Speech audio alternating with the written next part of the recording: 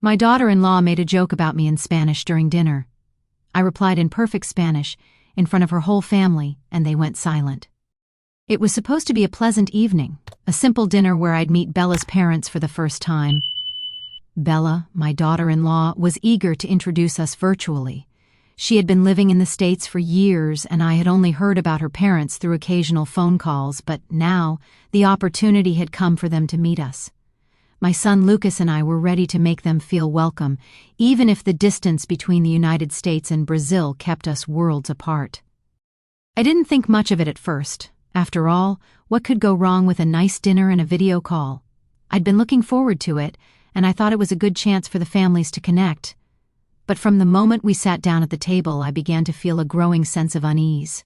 Bella was unusually nervous, her eyes flickering between her husband, her parents on the screen, and me, like she was walking on eggshells.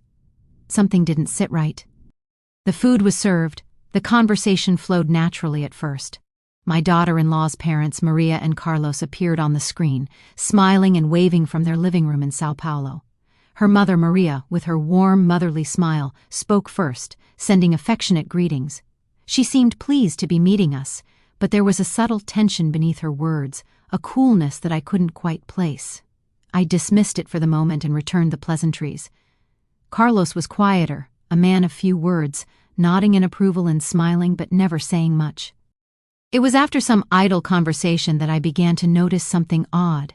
Bella seemed to relax when the focus shifted away from her and onto her parents, which only made my unease grow.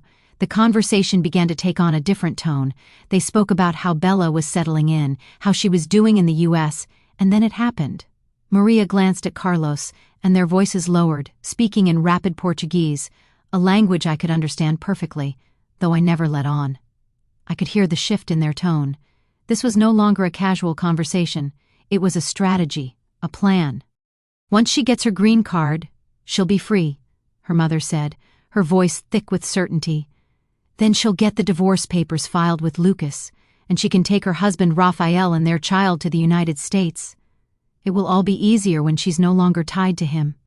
At first I thought I had misunderstood, but then the words registered clearly. Divorce? My chest tightened. I turned to Bella, who for a brief second met my eyes before quickly averting her gaze. It was as if she realized her mask was slipping. Carlos chimed in with approval, his voice just as cold. Yes, it'll be simple, he said. Once she's free, we'll bring Rafael over and settle down. We've been waiting for this. My heart sank. Divorce? Bella had married Lucas not out of love, but to use him as a stepping stone for her own gain. She never intended to stay with him once she secured her status. And to make matters worse, she was already planning to reunite with Rafael, her first husband, and bring her child into the United States. The realization hit me like a slap in the face. I wanted to scream, to shout, but I couldn't. Not yet. Bella had no idea that I understood every word. She had no idea that I had caught the truth behind the smile she wore. Her whole marriage to Lucas was nothing but a transaction, a convenient arrangement to secure a visa, nothing more. As Maria and Carlos continued their conversation, blissfully unaware that I was understanding every word, I sat frozen, trying to keep my composure.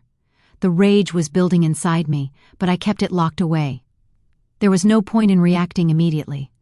I needed to stay calm, gather more information, and think about my next move. At that moment, Bella turned to me with a smile that seemed too wide, too practiced. "How are you, Beatrice?" she asked, her voice tinged with what seemed like nervousness. She probably realized she had let something slip, but she quickly tried to recover. Before I could respond, she made a joke, one of her usual light-hearted comments. "You're getting older, aren't you, Beatrice? I'm not sure you'll be able to keep up with the young ones at the table soon enough," she said, laughing as if it were all in good fun. The laughter that followed felt like it was mocking me. Lucas laughed too, oblivious to the tension hanging in the air. The sound of it was grating in my ears, but I didn't react immediately. I simply sat there, gathering my thoughts, my mind still reeling from what I had just learned. Then, without a word, I calmly replied in perfect Spanish, "You think so?" Her smile faltered immediately. Bella went silent, her eyes wide with panic as the room froze. Maria and Carlos exchanged confused glances, unsure of what had just happened. Lucas, still oblivious, looked between us, sensing the change in the air but not understanding why. Bella's face drained of color as she tried to recover, but the damage was done. She realized too late that I understood everything she had said, everything about her plan to divorce my son and move on with her first husband. The laughter died, and in its place was an uncomfortable silence. Bella was caught.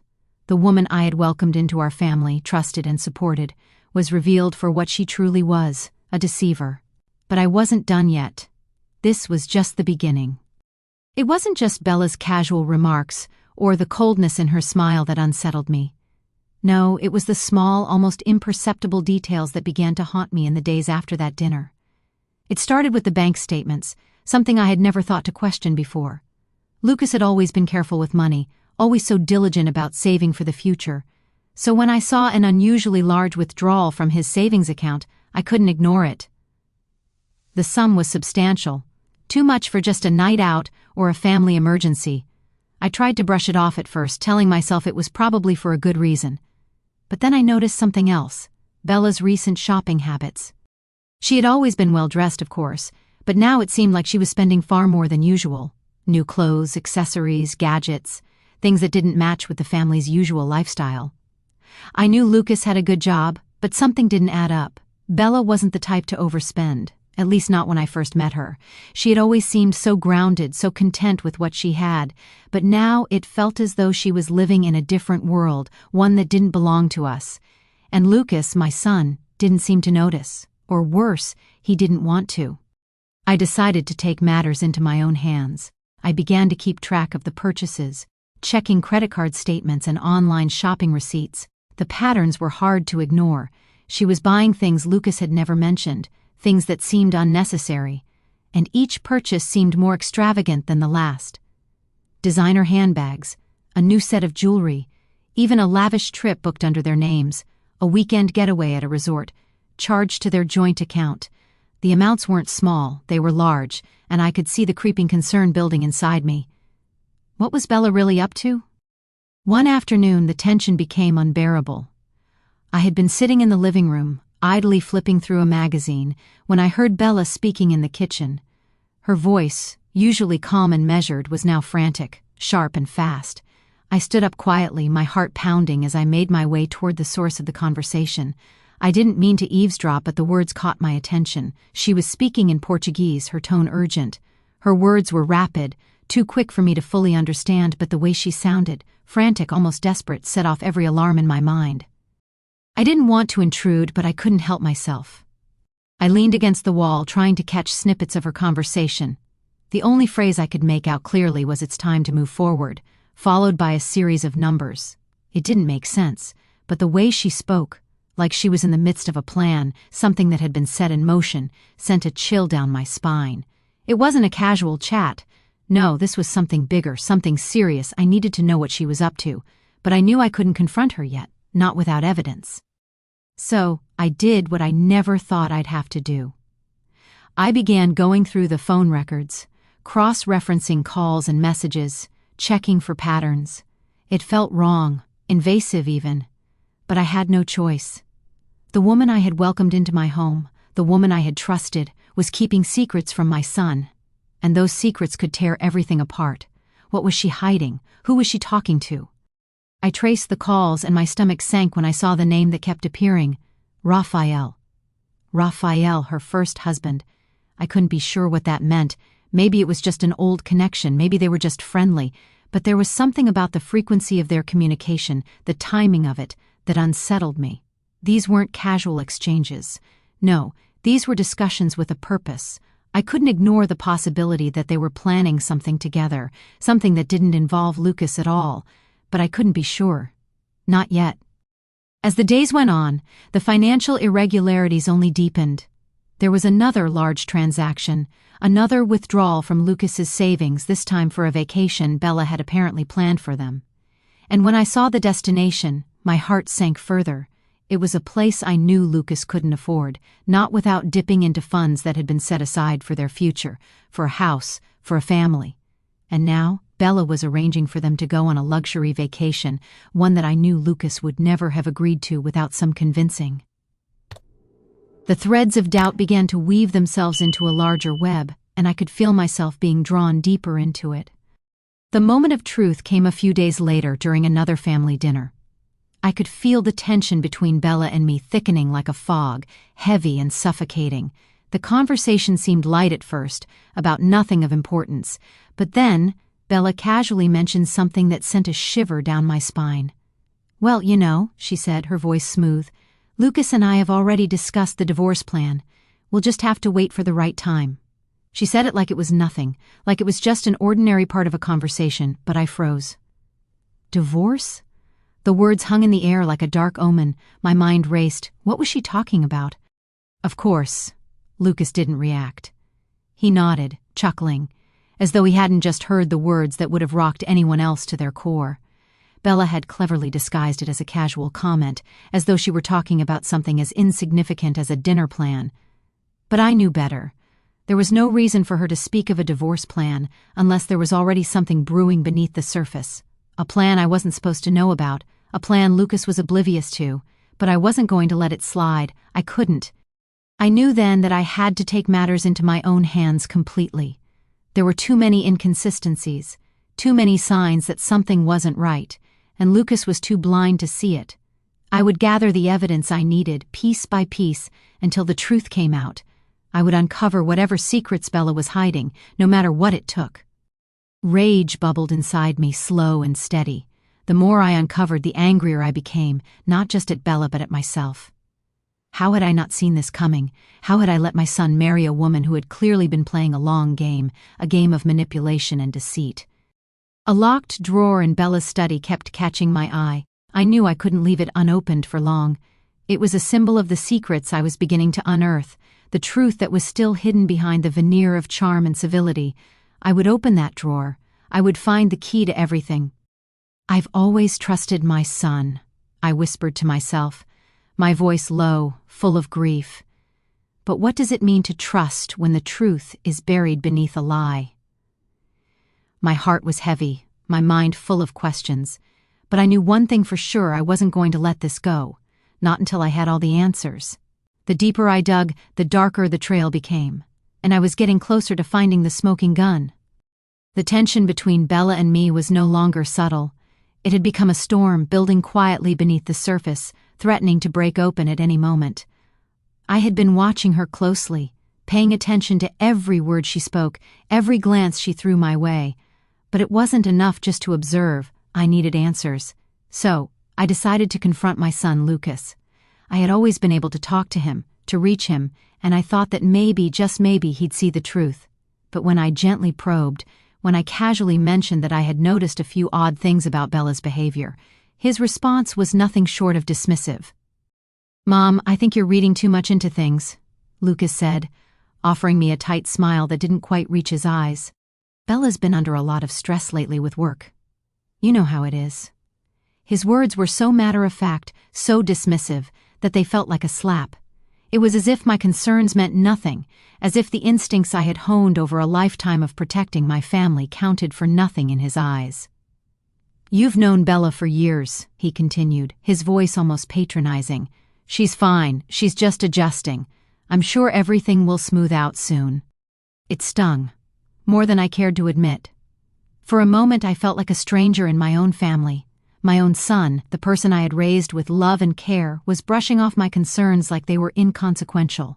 He wasn't even trying to understand. Instead, he placed all his trust in Bella, a woman who had already begun to unravel the very fabric of our family. It hurt, deep in my chest, but I couldn't show it. Not yet. I had to stay strong, for Lucas, for our family. That night, I couldn't sleep. I turned over the events of the day in my mind, replaying the conversation with Lucas. He had always been so trusting, so eager to see the good in people, but I knew something had changed in him. Bella's influence had seeped into his soul, clouding his judgment, and now he couldn't, or wouldn't, see the truth. He was blind to her manipulation, and I realized with a sinking heart that the more I tried to protect him, the further I pushed him away. This was the first time I felt the full weight of my isolation.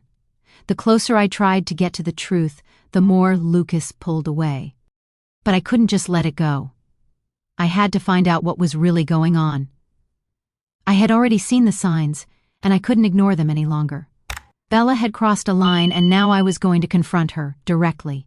I needed answers, and I was willing to risk everything to get them. The next day, when we were alone in the living room, I decided to make my move. Bella was sitting on the couch, flipping through a magazine, her eyes flicking up at me briefly before she quickly looked away. I could feel the tension between us crackling in the air, thick and palpable. I walked over to her, standing just a few feet away, and spoke in the calmest tone I could muster.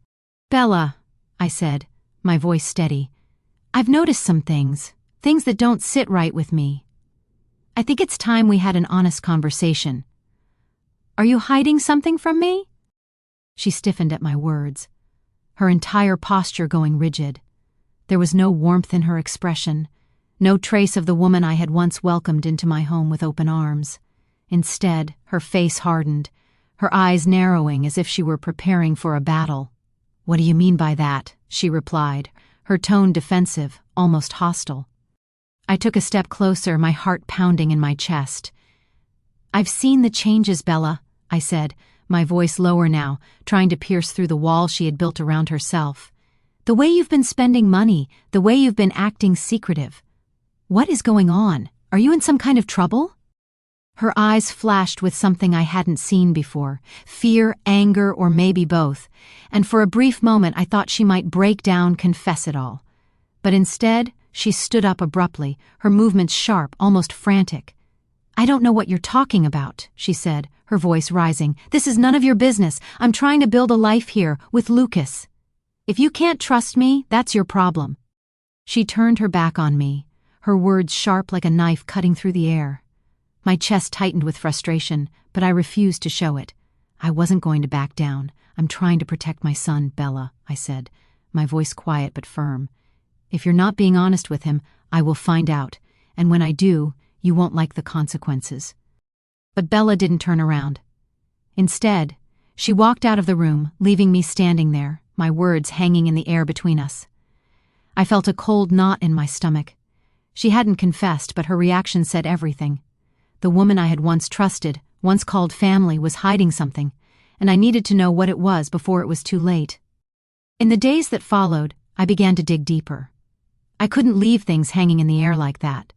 I started snooping through her things, papers, receipts, anything that might give me a clue. It wasn't something I was proud of, but I couldn't help myself. I had to know. And then, one evening, I overheard something I wasn't meant to hear. I was walking through the hall when I heard Bella's voice, muffled through the closed door of their bedroom. She was speaking in hurried Portuguese again, and this time I could make out a few more words. "It's almost time," she said, her voice laced with urgency. "We need to move quickly. We can't wait any longer." I pressed my ear against the door, straining to hear, but I couldn't catch everything. Then I heard another voice, a man's voice, deep and familiar. Raphael's. The man from the phone calls. He was speaking to her in a low, urgent tone. "We'll have to be careful," Raphael said. "If he finds out, it's over, but it's already in motion. The plan is set. He won't suspect anything until it's too late." My heart dropped to my stomach. A plan? What was she planning? And why was Raphael involved? I felt my pulse quicken, a wave of nausea sweeping over me. This wasn't just about money or secrets anymore. This was something far darker, something much worse than I had imagined. I pulled back from the door, my breath coming in sharp gasps. I didn't hear the rest of their conversation, but I didn't need to. The words moved quickly, and too late were enough. There was something terrible happening, something that involved my son, and I was running out of time. "What do you do when the very people you love betray your trust?" I whispered to myself, the weight of the question pressing heavily on my chest. "You fight for what's right." The reflection in the window caught my eye then, my own face staring back at me, older, wearier. A woman torn between the loyalty she felt for her son and the growing need to protect him from something far worse than he could ever imagine. This was no longer just about Bella. This was about saving Lucas before it was too late. And as I turned away from the window, I knew the next step was clear. I had to expose Bella's scheme before it consumed my son entirely. The truth was out there, just beyond my reach, and I would stop at nothing to find it. The first step was clear: gather evidence. I couldn't confront Bella again without something concrete, something irrefutable. My instincts told me that the woman who had once been a daughter-in-law I welcomed into my home was not only manipulating my son, but had orchestrated a far more sinister plan. But how deep did it go? I had already seen the cracks, her spending habits, her secretive calls, but now I needed to piece the puzzle together, one fragment at a time. I started with the documents. I knew that Bella and Lucas had been living a relatively modest life, but I had seen too many discrepancies lately, too many things that didn't add up. The bank statements were my first clue. Bella had taken money from their joint account more than once, and not for groceries or bills, but for things that spoke of luxury, weekend getaways, new furniture, clothes that screamed wealth rather than practicality. As I sat at the kitchen table sifting through receipts, I found a series of hotel charges to a place I knew Lucas could never afford. Bella had booked the vacations, paid for the trips, and my son had been none the wiser. He had never mentioned them, not once. Next, I combed through the phone records. I wasn't proud of this, snooping through their private lives, but I knew there was no other way. I found text exchanges that made my stomach churn. Bella had been communicating with someone regularly, someone I didn't recognize at first, but a quick search on my own phone brought up his name, Raphael. My heart sank. There he was again, her ex-husband, the man I'd known only through brief mentions in passing, but the nature of their conversation wasn't innocent. The texts were urgent, coded, as if they were in the middle of planning something neither of them wanted anyone else to know about. It was like a hidden thread tying everything together, and I knew it wasn't good. And then, I overheard something I never should have heard. Bella had been on the phone again, speaking to Raphael in her native Portuguese. This time, I heard more clearly. "We need to finalize everything soon," she said, her voice low and careful. "Once we get Lucas's assets in our hands, we can move forward. The house, the savings, everything." I froze, my stomach twisted in knots. This wasn't just about money, it was about control. They were planning something. And I wasn't sure yet whether it was just the money, or whether there was something darker at play. But my instincts told me it was the latter. It was time to take action. I knew I couldn't expose her directly yet. There was too much at stake. But I needed someone who understood the law, someone who could guide me through the maze of deception. That's when I contacted Mike Hayes, a family lawyer I had known for years. He was someone I trusted, and he knew Lucas.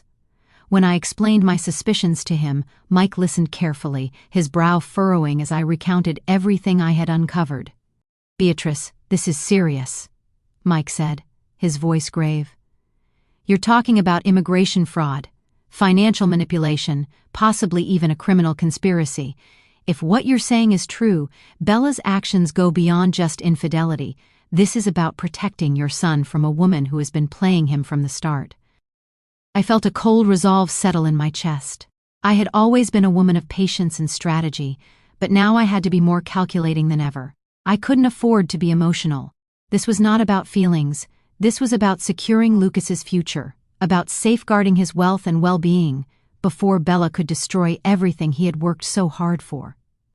Mike outlined what needed to happen next. We would need to gather more concrete proof, and then we would take legal action. The goal wasn't just to expose Bella's fraud, it was to make sure she couldn't walk away with Lucas's money, or worse, harm him further. Mike suggested a formal intervention, a way to approach the situation with the evidence we had so far. The goal would be to confront Bella in such a way that she would have no choice but to admit her manipulation, but that would require careful timing and the right kind of leverage. "I know it's hard," Mike said, reading the strain in my voice. "But sometimes you have to take matters into your own hands. This is about protecting your son." As I hung up the phone with Mike, a new wave of emotion washed over me. Pride. I had always prided myself on my ability to take care of my family, to protect them when they couldn't protect themselves. But now, the weight of the situation was heavy on my shoulders. I had taken control of the situation, but the toll it was taking on me emotionally was beginning to set in. I couldn't turn back now. There was no going back to the woman who had welcomed Bella with open arms, who had believed in her sincerity. No, I was now a woman with a single purpose: to uncover the truth, no matter what it cost. As I pieced everything together, the full extent of Bella's deception became clear. She wasn't just after money. She was after everything Lucas had: his wealth, his future, his very life. She had manipulated him from the start, playing the role of the perfect wife while secretly planning her escape. It became even more apparent when I discovered something else that chilled me to the bone. Bella had been taking birth control pills. The evidence was in the bathroom drawer. I wasn't one to pry, but there it was. It hit me like a brick to the chest. The whole point of their marriage was never about starting a family. She had been playing a long con, using Lucas to get what she wanted, without ever intending to give him the one thing he had hoped for: a child. Every new piece of information I uncovered confirmed my worst fears. The more I dug, the darker the truth became. I wasn't just protecting my son from a woman who had lied to him. I was trying to stop a scheme that had been carefully planned and executed over years. And what scared me most was that I hadn't seen it before. I had let my son marry someone who had known exactly what she was doing from the start. She had been 2 steps ahead, and Lucas had been following blindly behind her.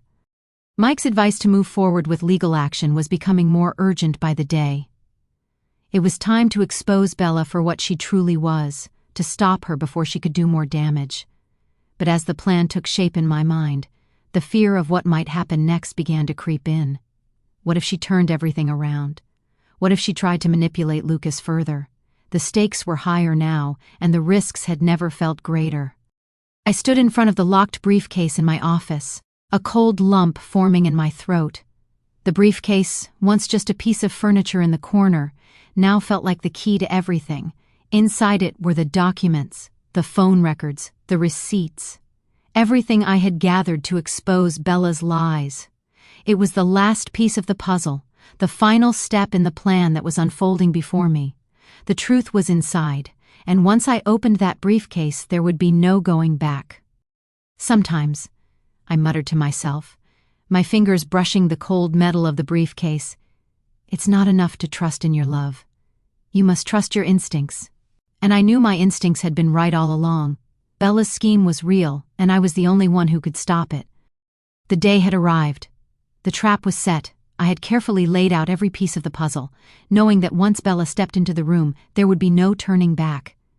I could feel the tension in my chest, the quiet storm raging just beneath the surface. My fingers tightened around the briefcase I had locked away in my office for weeks, knowing that everything I had gathered, the phone records, the receipts, the documents, was about to be laid bare. This wasn't about vengeance. This was about protecting my son, exposing the woman who had infiltrated our family and ensuring that she couldn't manipulate anyone else.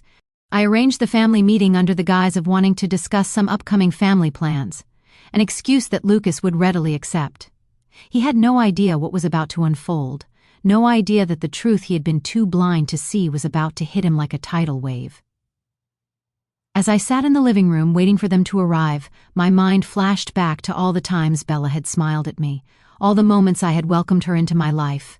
The woman I had once trusted was now my adversary, and I had no choice but to stand firm. Bella arrived with that same forced smile, her eyes flicking over to me briefly before she turned to Lucas. The casualness in her demeanor was as deliberate as it was false.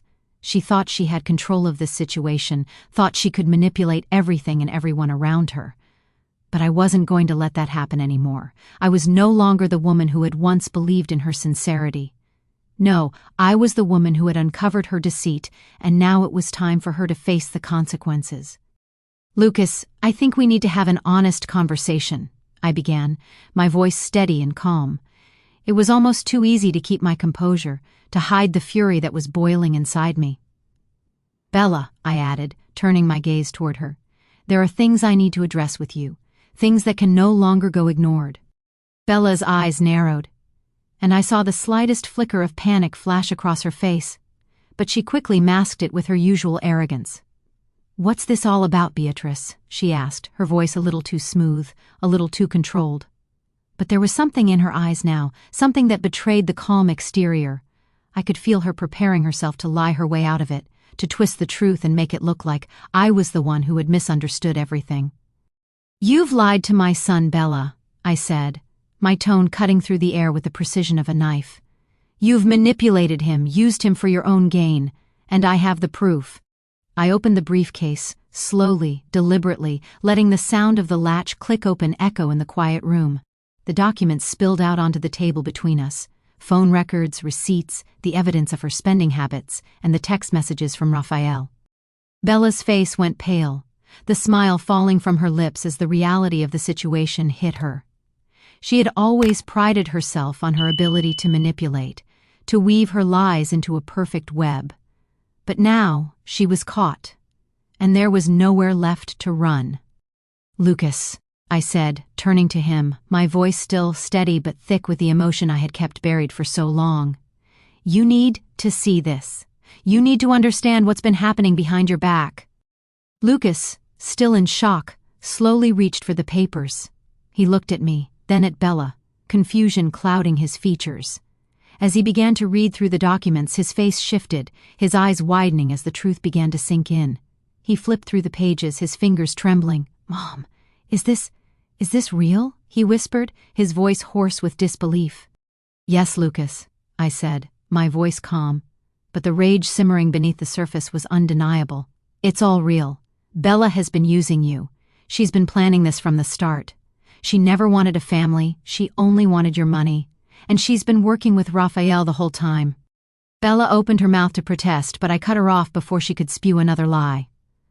"Don't even try," I said coldly, my gaze never leaving her face. "I know about your plans, about how you and Raphael were going to take everything from Lucas and then disappear. The vacations, the money, the lies. It was all part of your plan. But what you didn't count on was me." Her face flushed with a mix of fury and fear. "This is insane," she snapped, her voice rising. "You don't know what you're talking about, Beatrice. You're just jealous." I felt a surge of anger rise within me, but I reined it in. This wasn't about emotion. This was about taking back control. I leaned forward, my voice low and cold. "You thought you could deceive me, Bella. You thought I wouldn't see the truth. But betrayal always has a way of revealing itself, and now everyone will know who you really are." I turned back to Lucas, watching his face as the weight of the truth crushed him. He looked at Bella, the woman he had loved, the woman he had trusted, and for the first time, he saw her for who she truly was. His eyes were wide, his mouth slightly open in disbelief. He looked at me, then back at the documents, his mind racing to process the betrayal that had just shattered his world. "Bella," Lucas said, his voice trembling, "is this true?" His eyes were filled with pain, confusion, and something else, regret. He had been blind to everything, and now that the truth had come crashing down, it was too much for him to bear. He had trusted her completely, and she had shattered that trust in an instant. Bella's carefully constructed persona began to crumble before our eyes. The woman who had played the part of the perfect wife, the devoted partner, was now just a woman caught in her lies, unable to escape the reality of her betrayal. Her facade, like a mirror, shattered into 1,000 pieces. Her shoulders slumped, and for a brief moment I saw the vulnerability in her eyes, the fear of being exposed for what she truly was. But she didn't apologize. No, she was still trying to save herself, to manipulate the situation. "You don't understand," she said, her voice quivering. "I didn't want any of this. It wasn't supposed to be like this." "You never wanted a family," I said, cutting her off. "You never wanted Lucas. You wanted his wealth, his future. You were using him, and now we know everything." I paused for a moment, watching her crumble under the weight of the truth. The room was heavy with silence, broken only by Bella's stammered attempts to explain herself. But it was too late. The evidence was too clear, the betrayal too deep. And then, I revealed the final damning piece of the puzzle. "You weren't just planning a divorce, Bella," I said, my voice dropping low. "You were planning to poison Lucas. I have the recordings, the conversations between you and Raphael. The threats were real. You were willing to go that far to get what you wanted." Bella's face went white. Her mouth opened and closed as if she were trying to find the words to defend herself, but there were none. Her lies had caught up with her, and there was nothing left to say. The truth had come out, and there was no hiding anymore. Bella had been cornered. There was no escape now. The evidence was undeniable, and the truth had come crashing down around her. But even in the face of exposure, Bella tried, pathetically, desperately, to salvage something of her carefully constructed life. She turned to me, her face contorted with fear and shame, but still clinging to the illusion that she could win. "Please, Beatrice," she pleaded, her voice cracking. "You don't understand. It wasn't supposed to go this far. I never wanted to hurt anyone. I was just trying to make a life for myself, for Lucas and me. Please, don't do this." She was desperate, but I could feel no sympathy for her. Not after everything she had done. Not after the cold manipulation, the lies, and the betrayal. She had crossed a line that couldn't be uncrossed. I stood there motionless, watching her squirm. My heart did not soften, nor did my resolve waver. "You've already hurt everyone, Bella," I said, my voice low and unyielding. "You used my son. You tried to destroy our family. You poisoned him with lies, and now you want mercy. You had your chance and you threw it away the moment you betrayed him. There's nothing left for you here." The words felt like stones falling from my mouth, heavy with the weight of justice. I wasn't done. I wasn't finished with her yet. It wasn't just a betrayal of love. It was a crime. A deep and calculated one. I had the proof, and I wasn't going to let it go unnoticed. Bella had manipulated the system to secure her immigration status, had fabricated a life that wasn't hers to claim, and, worst of all, she had plotted to harm my son. There was no forgiveness, not for someone who had so willingly conspired to destroy everything Lucas had worked for. With the evidence in hand, I contacted Mike Hayes immediately. He had been the one to guide me through the legal process, to make sure that what Bella had done didn't just fade into the background, as it so often does with the powerful and the manipulative. No, I was going to expose her for what she truly was. And with Mike's help, we would press charges for immigration fraud, financial manipulation, and attempted bodily harm. The case was solid. We had everything we needed: the documents, the recordings, the witnesses who could confirm Bella's actions. But the court proceedings would be grueling. I could already feel the weight of the battle ahead. Nothing would be easy about this. I knew that, and I was ready. Lucas, on the other hand, wasn't. I could see the toll it was taking on him. The shock was still etched across his face, but there was something else there, something that I couldn't quite place. A sense of relief? Maybe. Maybe it was because he finally had the truth, the answers to all the questions that had gnawed at him for so long. But even then, the weight of his shattered trust, the enormity of the betrayal, was almost too much for him to bear. He stood across from me, his eyes distant, lost somewhere between grief and confusion. "How could she do this, Mom?" he asked, his voice raw. "How could I have been so blind?" "You weren't blind, Lucas," I said softly, though the pain in my voice couldn't be hidden. "You trusted her, you loved her, and she used that. But this isn't your fault. This is hers. She chose this path. She made these decisions." But no amount of words could heal the wound. I saw the grief in his eyes, but I also saw something else, a flicker of relief. The weight had been lifted, even if just for a moment. But the road ahead for him was long. The family was divided now, fractured by the truth that had finally come to light. Some were shocked, others devastated, but everyone was reeling. How could they have missed it? How could they have trusted her the way they did? Lucas's family was struggling to reconcile the woman they had known with the woman she truly was. Some sided with him, others hesitated, unsure of the depth of the deception. But in the end, the truth was undeniable. And I knew what I had to do. I had made my decision. There could be no turning back now. I was going to push forward with the legal case no matter the consequences. Bella had taken far too much already, and I couldn't let her walk away from this unscathed.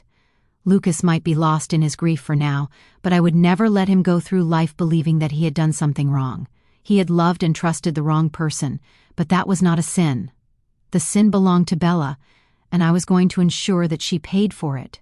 The legal proceedings would be long, draining, and fraught with tension.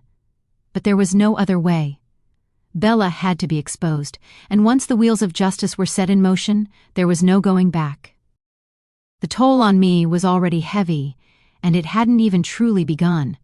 The weight of my decision settled into my bones like a cold fog, but I knew it was the only way forward. This was justice, and justice, I realized, didn't always come with mercy, but it was always right.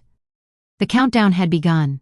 The legal proceedings were already in motion, and every day that passed felt like a ticking clock.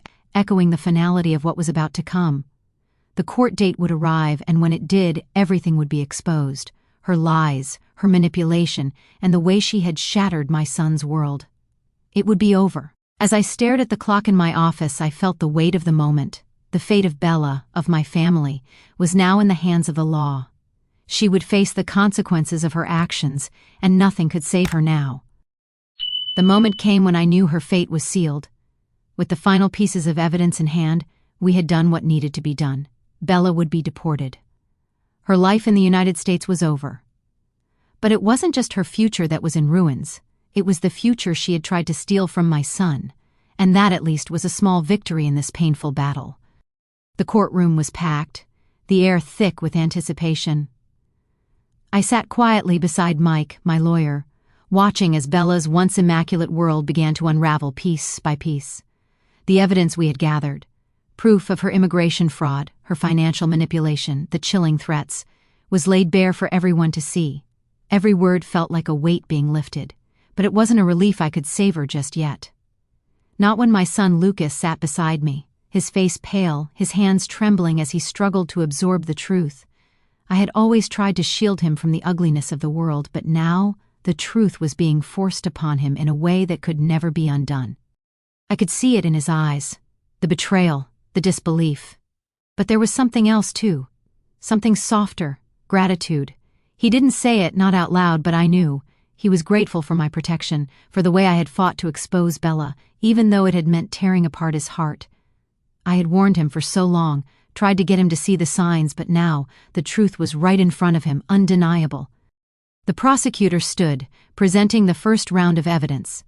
I watched, detached, as the images of Bella's manipulations were projected onto the screen, her lavish shopping sprees, the wire transfers, the countless lies she had told Lucas. And then came the bombshell, the recordings of her conversations with Raphael, her ex-husband. The two of them had planned it all. They had plotted not just to steal Lucas's wealth, but to poison him, to slowly destroy him from the inside out. I could feel the courtroom hold its breath as the words echoed in the air.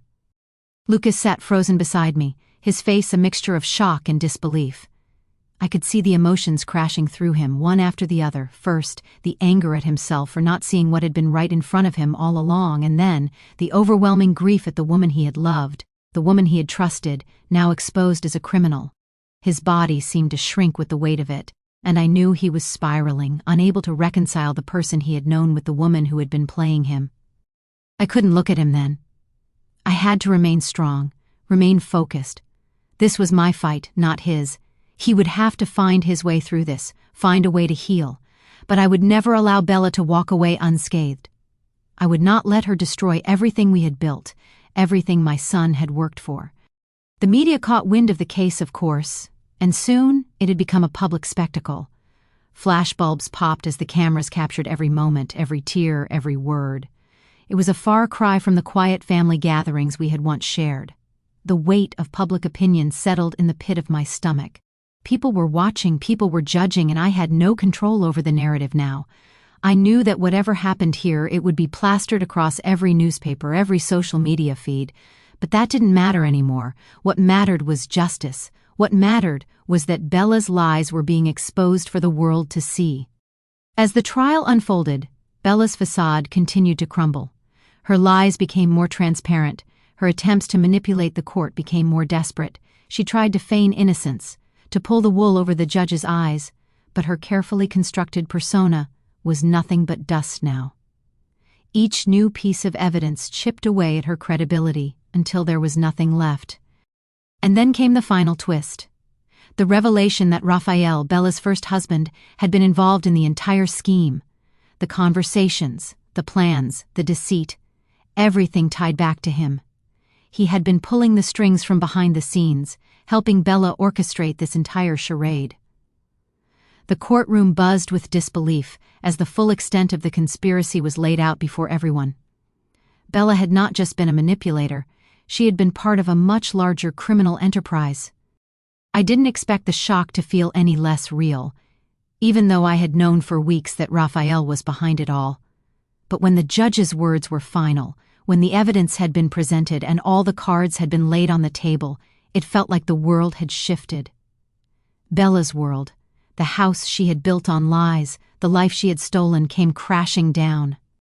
Lucas, still in shock, slowly began to process the finality of it all. I could see it in his eyes. He was done. Done with the lies, done with the deceit, and done with Bella. The healing process had begun, but it would be long. He would have to sever ties with the woman who had once been his wife, and that was no easy task. But I could see a flicker of relief in him as he stood to walk out of that courtroom, finally free from the woman who had poisoned his life in more ways than one.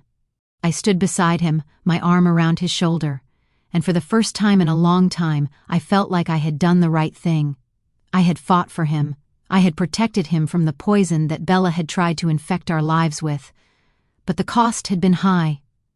The emotional toll was visible in the way Lucas's shoulders slumped, in the way his hand shook when he reached for mine. He had lost so much. His heart had been torn apart. But it wasn't just Bella who had betrayed him. He had betrayed himself by refusing to see the truth sooner. The weight of it all hung heavy in the air, but there was a sense of closure, too. The storm was over, the damage had been done, but justice had been served. The final judgment came swiftly. Bella was sentenced to deportation. It was over. She would be sent back to Brazil, her life in the United States destroyed. The public spectacle had faded, the cameras were gone, but the damage to Lucas and our family remained. Still, I felt a quiet sense of satisfaction. The truth had come to light, and there was no turning back now. The metaphorical door to Bella's chapter in our lives was finally closed. Her manipulation had ended, and though the cost had been steep, the house of lies she had built had fallen. In the end, I thought to myself, staring at the courtroom door as it closed behind us, the truth always finds its way to the light, and the light always burns. Bella was gone, and now it was time for us to rebuild. Chapter 8: The Aftermath. The trial was over. The verdict had been delivered. Bella was gone, deported, her future in the United States destroyed. But as I sat in the quiet aftermath of it all, I couldn't help but feel a heavy weight in my chest. The battle had been won, but at what cost? The damage was far from over. Lucas and I had spent weeks living in a cloud of tension and pain. The emotional toll the trial had taken on my family was undeniable, and it was etched deeply on my son's face. He had been through hell. He had lost everything, the woman he loved, the trust he had placed in her, and now he had to rebuild his life from the ground up. The relationship he had fought so hard to build with Bella had been shattered, and the cracks ran deep. The loss of his trust in her, and in himself, would take time to heal. But I couldn't heal it for him. The process was his alone. He was moving through the motions, sorting through his belongings, figuring out where to start now that everything had changed. He spent long hours sifting through the remnants of his marriage, old photos, letters, memories he had never imagined would be stained with betrayal. And I watched him, aching for him, but unable to step in the way I so desperately wanted to. He had to face the reality of it all, and for the first time in my life, I realized how little I could protect him from this kind of pain. I took the steps I could, slowly, carefully, trying to rebuild the bridge that had been fractured between us. I knew he was angry at me for not seeing the truth sooner, angry at me for pushing him toward the harsh reality of Bella's deception. But he was also hurt, and I had to respect that. I couldn't force him to forgive me or to let go of the pain that weighed him down. The scars from this betrayal ran too deep for that. There were moments when I tried to reach out, tried to talk to him, but the space between us felt too wide. There were no easy words to fix what had been broken, no amount of reasoning that would make him feel whole again. And the more I tried, the more I realized the depth of the chasm between us. I had done what I believed was right, but it didn't mean it was easy. It didn't mean there wouldn't be a price to pay. In the quiet of the evenings, when Lucas was out, I'd sit alone in the living room, my thoughts swirling. I had won. The law had been on our side, and Bella's deceit had been exposed for all to see. But as the silence settled around me, I felt the weight of my actions pressing down on me. Yes, I had fought for my son. Yes, I had protected him from a woman who had never cared for him. But I had also shattered something. Our bond, the trust we once shared, the peace of our home. I had done what was necessary, but that didn't make it easy to bear. Caro, my closest friend, called me one evening as I sat in the empty house, listening to the sound of my own breathing. She had been a pillar of support throughout this ordeal, and I needed her words more than ever. "Beatrice," she said gently, "you did the right thing. You fought for your son when no one else could." "I don't know, Caro," I murmured, feeling the weight of my own doubt. "Sometimes I wonder if it was worth it. What's the price of protecting him if it means losing him in the process?" "Sometimes the hardest battles are the ones that leave you standing alone," Caro replied softly, her voice carrying a quiet wisdom. "But you're not alone. You've got Lucas. And even though it's hard now, even though it feels like everything's broken, you're still his mother. That bond will never go away. It'll take time, but he'll see it." Her words were a balm to my weary heart, but the truth still lingered. The bond between Lucas and me had been tested in ways I hadn't imagined. I had stood up for him when no one else could, but in doing so, I had also made him face a truth that was more painful than anything he had ever known. I had opened his eyes to a reality he wasn't ready to face, and now I had to let him process it on his own. I couldn't erase what had happened. I couldn't undo the damage that had been done, but I could help him heal, slowly, in the ways that I could. It was a delicate process. A fragile thread that connected us now, but it was still there, and I wasn't going to let go of it, not after everything we had been through, not after everything I had fought for. The family, too, was in turmoil. Some of them stood by Lucas, offering him support, while others remained distant, struggling to reconcile the woman they had welcomed into their lives with the criminal she had turned out to be. There were no easy answers, no way to patch up the rift in our family in a single gesture. The emotional fallout of everything Bella had done was still unfolding, and I knew it would take time for everyone to find their footing. But for now, the most important thing was Lucas. I watched him from across the room, his face drawn with exhaustion, but there was a glimmer of something else in his eyes. A quiet resolve. He wasn't just surviving anymore, he was starting to rebuild. And I would be there, every step of the way, no matter how long it took. I stood in the hallway one evening, looking at the small red thread hanging loosely from the embroidery I had framed on the wall, a gift from Lucas when he was young. It had been a reminder, a symbol of the strength of family and love. Now it seemed to represent the delicate bond between us, the one that was still there but fragile. It was a thread that could break or be woven stronger over time. I placed my hand over it, silently willing us both to heal, to find our way back to one another. Sometimes the hardest battles are the ones that leave you standing alone, I thought, staring at the thread. I had fought for my son, but the road ahead would be long. It would take more than a victory in court to fix what had been broken. The scars would remain, but in time I hoped we could rebuild, piece by piece. The finalization of the divorce felt like the closing of a heavy door, one that had been slowly creaking open for months. Bella was officially out of Lucas's life, and the legal battle was over. The paperwork had been signed, the agreement set in stone, but despite the finality of it all, I couldn't shake the feeling of emptiness that lingered. Justice had been served, yes. Bella was gone, and Lucas's future was no longer in the hands of a woman who had betrayed him so deeply, but the emotional consequences, those were harder to dismiss. I watched Lucas as he signed the last of the divorce papers, his face a mixture of relief and something deeper. Grief, perhaps, or sorrow that couldn't quite be put into words. The man I had known, the man who had believed so fully in the love he shared with Bella, had been changed by this experience. The road ahead for him was not going to be easy, and neither was the road ahead for me. There would be no easy closure, no perfect ending. The scars, both emotional and mental, would take time to heal. We didn't speak much in the days that followed.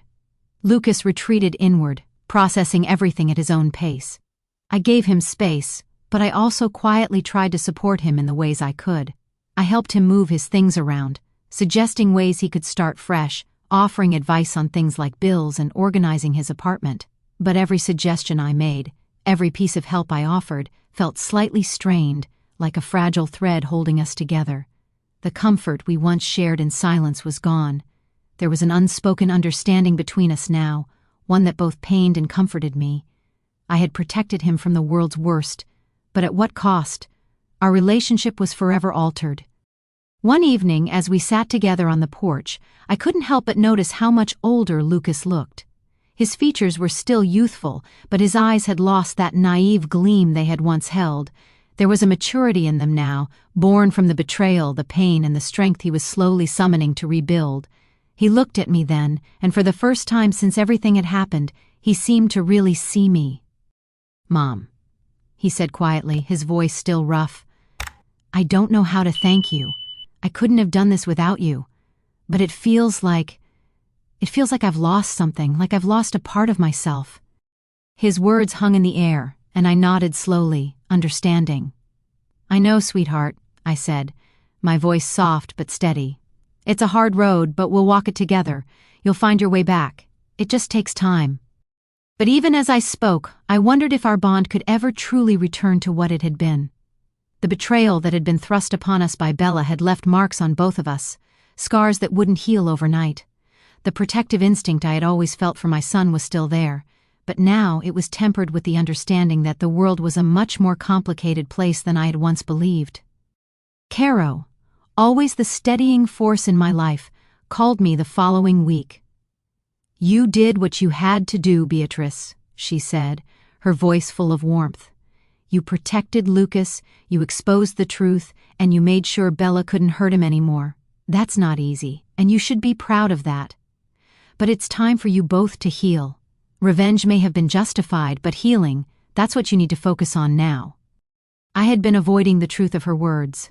In the quiet aftermath of everything, the anger, the need for retribution, had felt so right. But Caro was right. Revenge had only been the first step.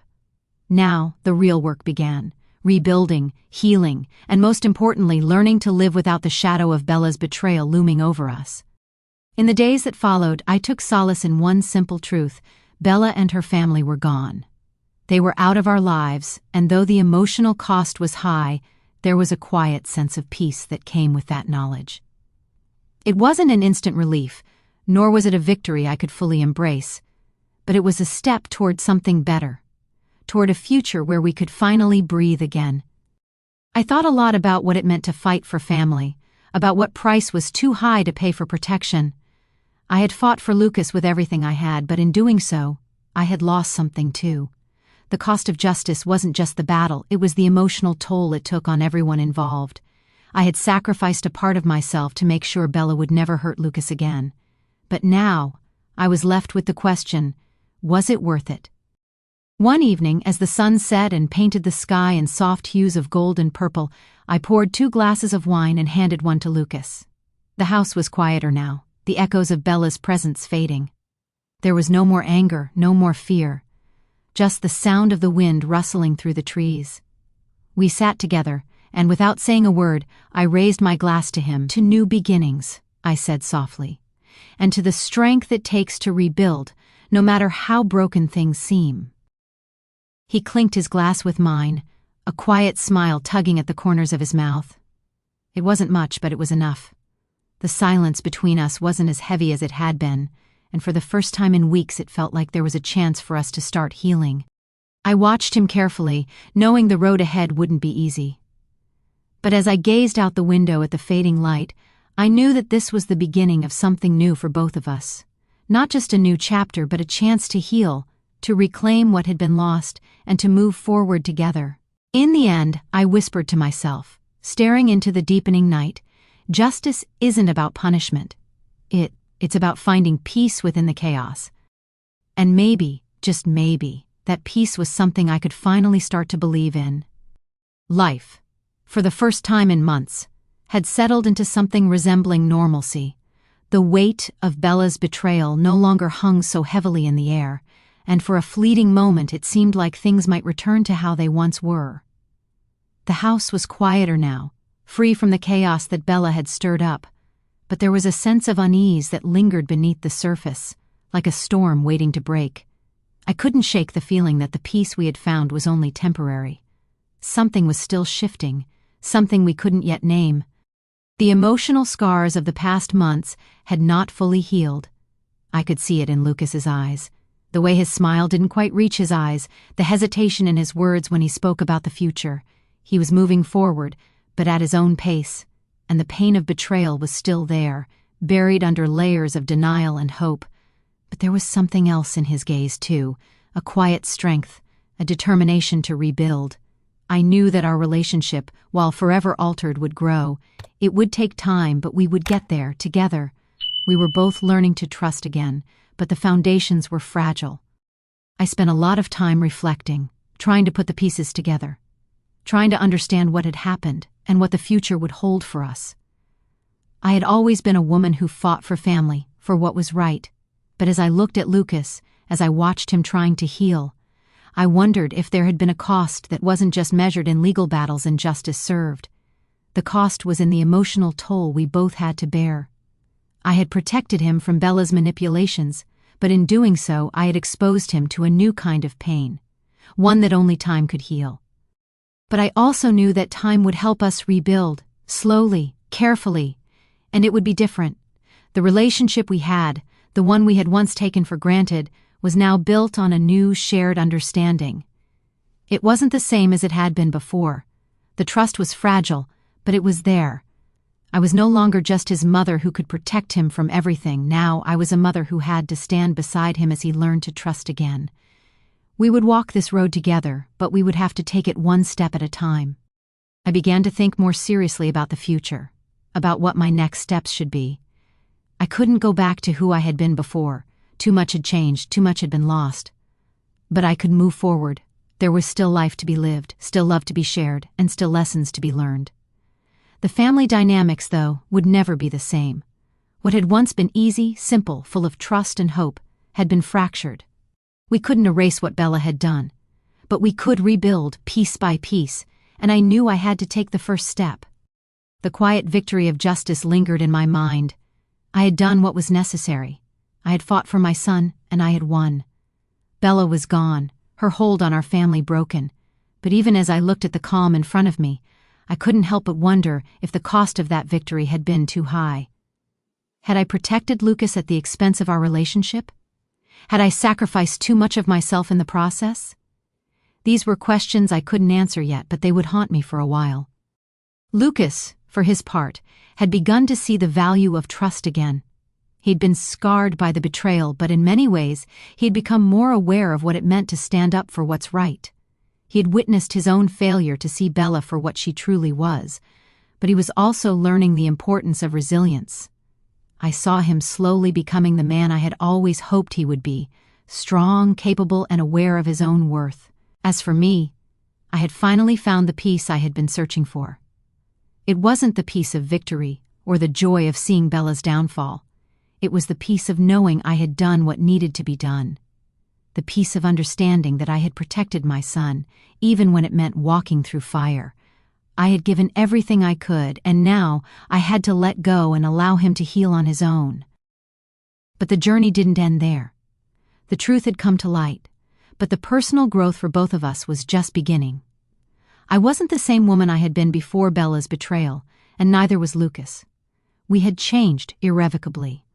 But maybe that wasn't such a bad thing. Maybe this new version of us would be stronger, more resilient, and more capable of facing whatever came next. The final shot of the sunset over the ocean, calm, peaceful, seemed to symbolize everything we had been through. The storm had passed, the chaos had faded, but the calm that remained wasn't empty. It was a space for us to breathe, to find our way. And as I watched the sky turn from gold to purple, I felt a strange sense of closure, though the future still loomed ahead, uncertain. Sometimes peace comes at a price, I thought to myself, my voice almost a whisper in the stillness of the night. But without it, how could you ever find your way? The road ahead would be long, but it was ours to walk together. The journey wasn't over, it was only just beginning. If you enjoyed this story, don't forget to like, share, and subscribe for more captivating stories of betrayal, family, and redemption.